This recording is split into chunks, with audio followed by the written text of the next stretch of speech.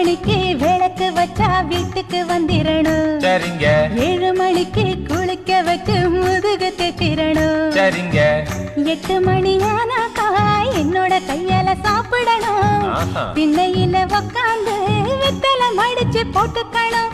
9 மணி அடிச்சா பாய் விரிச்சு கதவடைக்கணும். 10 மணிக்கு விளக்கடைச்சு பக்கத்துல வரணும். எங்க அப்பா 8 பட்டி ராசா கொஞ்சம் காத கொடுங்க லேசா.